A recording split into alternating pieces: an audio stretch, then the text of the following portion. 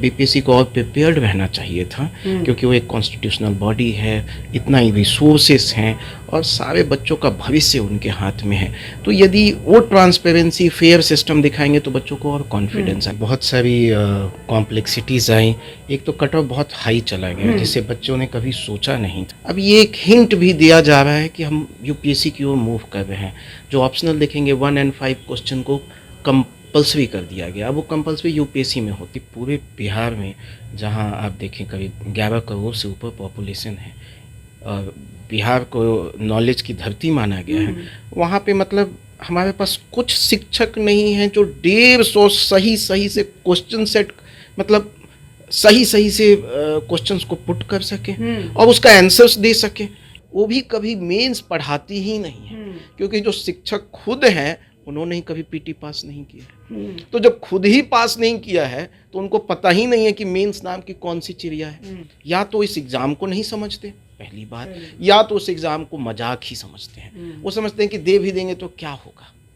जैसे I think एक कभी इंटरव्यू आया था बीपीएससी की ओर से, मुझे कहा गया कि ठीक है 3-4 भी क्वेश्चन तो गलत है तो क्या हुआ, ये तो होता रहता है। एक तो सबसे बड़ी प्रॉब्लम बिहार की है कि बिहार का बच्चा कभी लिखता ही नहीं है। दूसरा बीपीएससी की सबसे बड़ी प्रॉब्लम रही खासकर बिहार में कि यहाँ का बच्चा बीपीएससी को छोड़ के सब एग्ज़ाम दे रहा है और वो बीपीएससी का भी फॉर्म भर देता है। जब पीटी हो गया तब वो नींद से जागता है और कहता है अच्छा अब कोई ऑप्शनल भी है, फिर वो एक ऑप्शनल चूज कर। आयोग भी हल्के में लेता था, बच्चा भी हल्के में लेता था। अब आयोग भी थोड़ा सीरियस हो रहा है तो बच्चे को भी सीरियस होना पड़ेगा। नमस्कार, आप लाइव बिहार देख रहे हैं। मैं हूं राजमोहन तिवारी।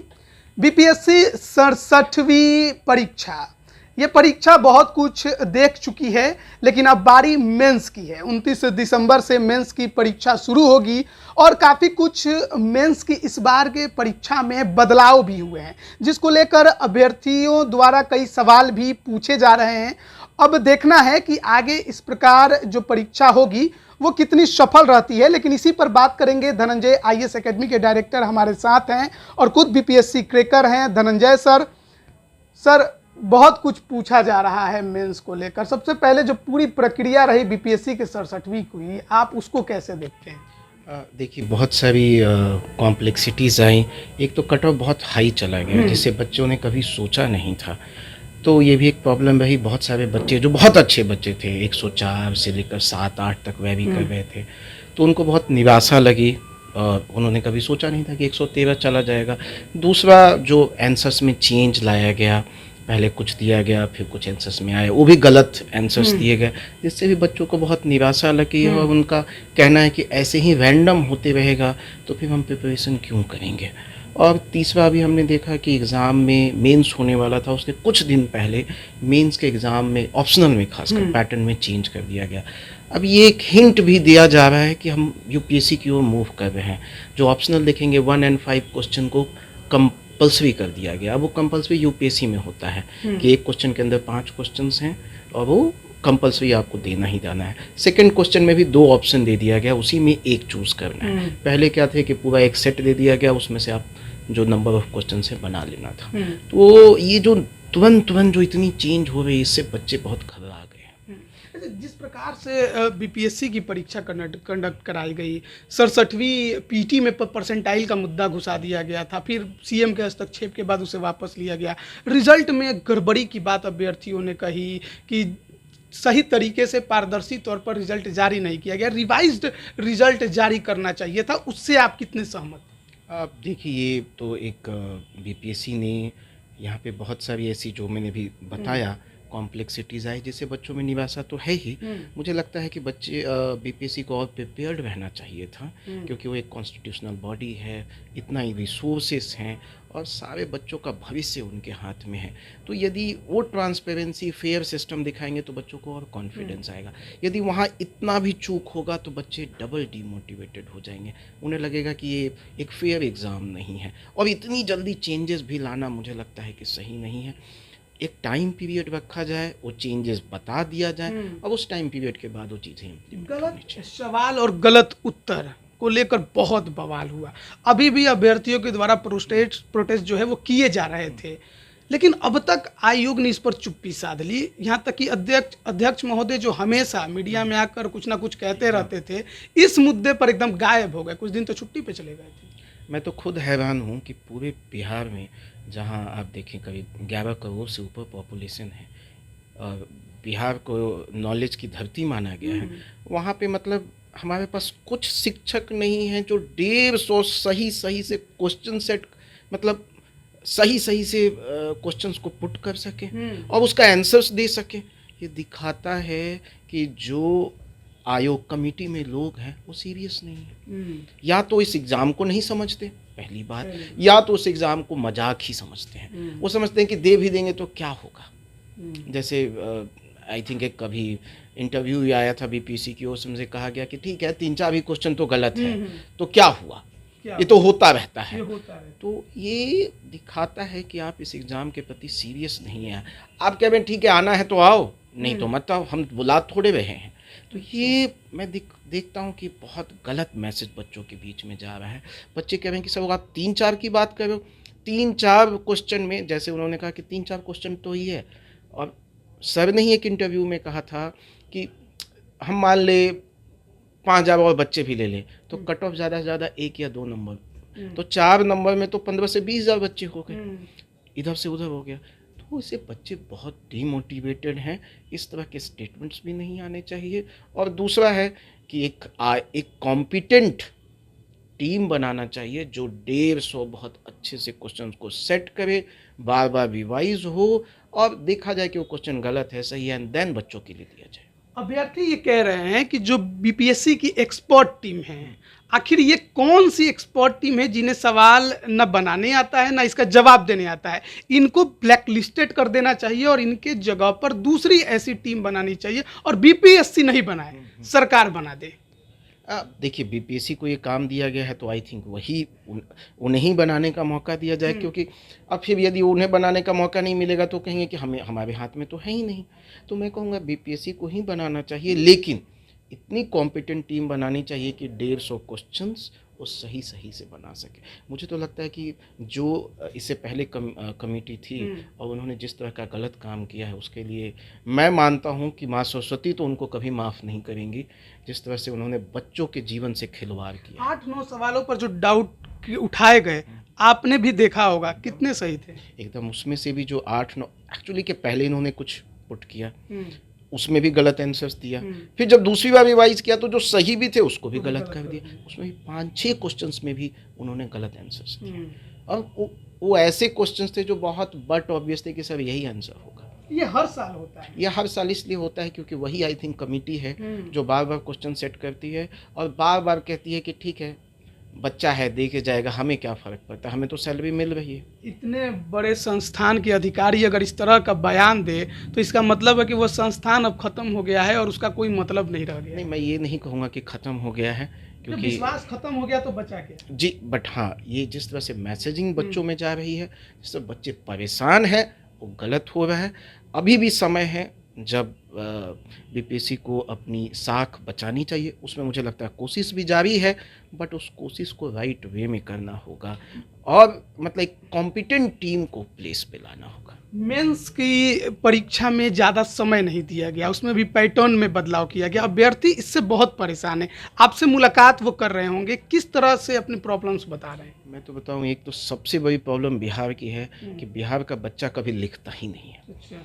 दूसरा बीपीएससी की सबसे बड़ी प्रॉब्लम रही खासकर बिहार में कि यहाँ का बच्चा बीपीएससी को छोड़ के सब एग्ज़ाम दे रहा है और वो बीपीएससी का भी फॉर्म भर देता है। जब पीटी हो गया तब वो नींद से जागता है और कहता है अच्छा अब कोई ऑप्शनल भी है, फिर वो एक ऑप्शनल चूज़ करता है। तो जब सेंस आंसर राइटिंग नहीं है और टाइम इस पर मिला 2.5 से 3 महीना, 2.5 महीना मुश्किल से, तो वो समय बहुत बहुत कम था। और दूसरी बात यहाँ की जो कोचिंग इंडस्ट्री भी है, एडुटेक प्लेटफॉर्म है, वो भी कभी मेंस पढ़ाती ही नहीं है, क्योंकि जो शिक्षक खुद हैं उन्होंने ही कभी पीटी पास नहीं किया। तो जब खुद ही पास नहीं किया है तो उनको पता ही नहीं है कि मेंस नाम की कौन सी चिड़िया है, तो पढ़ाते नहीं है। अब जब पढ़ाते नहीं है, समय कम था, तो बच्चे बहुत परेशान हो गए, पैनिक हो गए। मैं बताता हूँ, मुझे 6-6 घंटे क्लास लेना पड़ा क्योंकि बच्चों का बेस नहीं था। दूसरा लिखना नहीं आता था, तो हम क्लास और हम बच्चे पे भरोसा भी हमको नहीं था कि अच्छा ये क्वेश्चन लिख लेना, वो लिख के लाएगा कि नहीं लाएगा मुझे नहीं पता। तो हम क्या करते थे, क्लास में ही बच्चों को क्वेश्चन देते थे, टाइमर चालू करते थे, लिखवाते थे, फिर चेक करते थे। तो 2.5 महीना जब यही मैंने कंटिन्यूस 6-6 घंटा क्लास लिया, हर दिन 2-2 क्वेश्चन प्रैक्टिस कराए, हमारे बच्चे काफ़ी कंफर्टेबल हो गए। आज भी मैं बता रहा हूँ, आज 7 दिन हो गए, आज मैं जब मॉक टेस्ट करा रहा हूँ, बच्चे पैनिक होकर 1 घंटे में एग्ज़ाम छोड़ के चले गए कि सर मैं कैसे करूँगा, अब तो 8 दिन ही है।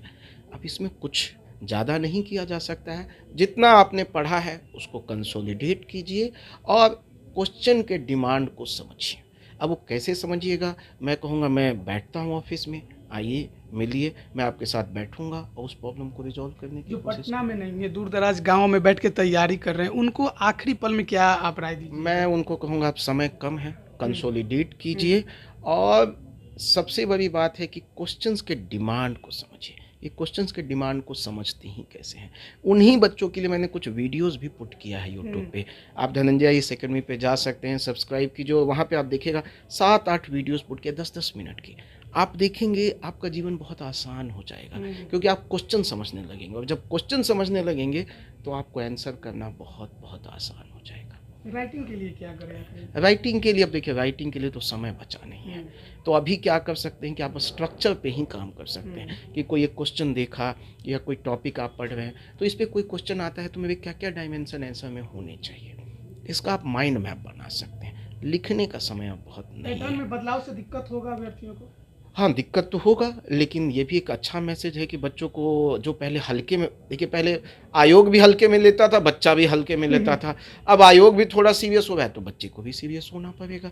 अब बच्चे ज़्यादा सीरियस हो गए, बच्चे बहुत सीरियस हो गए हैं और मैं कहूँगा कि मैं उसको एक अच्छा मैसेज देखता हूँ कि अब बच्चे पहले से तैयारी करेंगे, मेंस की पहले से ऑप्शनल तैयार करेंगे और अपने हक के लिए अब लड़ने भी लगे हैं। हाँ, लड़ने भी लगे हैं। देखिए लड़ना तो उनको चाहिए, क्योंकि उनके भविष्य का सवाल है और उनके भविष्य के साथ बैठकर कुछ लोग यदि खेलेंगे तो आई एम श्योर बच्चा चुप नहीं रहेगा इस सोशल मीडिया की दुनिया में। 68वीं पीटी की भी बातचीत चल रही थी, काफ़ी कम फॉर्म्स गिरे हैं और वैकेंसी भी उतनी नहीं है जितनी की उम्मीद शायद सब ने की थी। तो क्या कहेंगे कि बीपीएससी से अभ्यर्थियों का भरोसा उठ रहा है इसलिए फॉर्म्स कम गिर रहे हैं या फिर कोई और बात? अब अभी तक देखिए, अभी तो लास्ट डेट अभी बाकी है, कल तक है, तो अभी वो जब तक आएगा नहीं मुझे लगता है। हाँ, अभी तक बहुत कम फॉर्म गिरे हैं, बट मेरा स्टिल मानना है कि फॉर्म फिल होंगे। बच्चे एग्ज़ाम देंगे और अब नए जोश के साथ देंगे, यह सोचते हुए कि अब हमें पता है कि एग्ज़ाम राइट टाइमली हो रहा है। एक बात के लिए तो आप धन्यवाद देंगे आयोग को कि टाइमली एग्ज़ाम करा रही है। हो जाए तब तो एकदम। अभी 68वीं पीटी होगी, पता नहीं वो कैसे जाएगी, क्योंकि इस पीटी को लेने में 1.5 साल लगा दिया आयोग ने। अब हम वही विश कर सकते हैं, लेकिन आप देखेंगे अभी बहुत सारे बीपीएससी ने जो एग्ज़ाम लिया वो टाइमली लिया है। अभी 29 को भी एग्ज़ाम टाइमली मोस्ट प्रॉब्ली होगा, तो मुझे लगता है इस मैटर पे शायद कहना है कि टाइम एक्सटेंड करना चाहिए। आप देखिए, टाइम तो कम मिला है, होना चाहिए था नो डाउट, बट अब नहीं मिला है तो ये एग्ज़ाम रिलेटिव है, हम लोग को उसी में पढ़ाई करना चाहिए, उसी पे काम करना चाहिए। बहुत बहुत धन्यवाद आपका हमारे साथ जुड़ने के लिए। तो देखिए बीपीएससी 67वीं मेंस जो है वो 29 दिसंबर से ली जानी है। अभ्यर्थी जो हैं अब फुल प्रिपरेशन के मूड में हैं। हालांकि बहुत कैंडिडेट्स अभी हैं जो लड़ाई लड़ रहे हैं, मुद्दा कोर्ट तक भी पहुंचा हुआ है। देखिए क्या कुछ उसमें होता है, लेकिन कहीं ना कहीं आयोग पर सवाल उठे हैं, आयोग के अधिकारियों के जवाब पर सवाल अभ्यर्थियों ने उठाए हैं और सवाल और उत्तर को लेकर जो एक्सपर्ट टीम है उस पर तो गंभीर सवाल उठे हुए हैं कि आखिरकार हर साल ऐसा क्यों होता है। आयोग ने इस पर कोई बेहतर सफाई नहीं दी, ना जवाब दिया, लेकिन जिस तरीके से आयोग ने और उनके अधिकारियों ने ये कहा कि ये हर बार होता है, तो ऐसा लगता है कि गंभीर नहीं है। लेकिन अभ्यर्थी अब जागरूक हैं अपनी मांगों को लेकर और लड़ाई भी लड़नी है तो लड़ते हैं। अब देखिए मेंस की परीक्षा 29 दिसंबर से होनी है, पैटर्न में भी बदलाव हुआ है। अभ्यर्थी क्या कुछ और किस प्रकार से इस परीक्षा को देकर निकलते हैं, सब कुछ बताएंगे आपको हम। बने रहिए लाइव बिहार के साथ। आप सभी का बहुत बहुत धन्यवाद। लाइव बिहार यूट्यूब पर सब्सक्राइब और फेसबुक पर लाइक जरूर करें।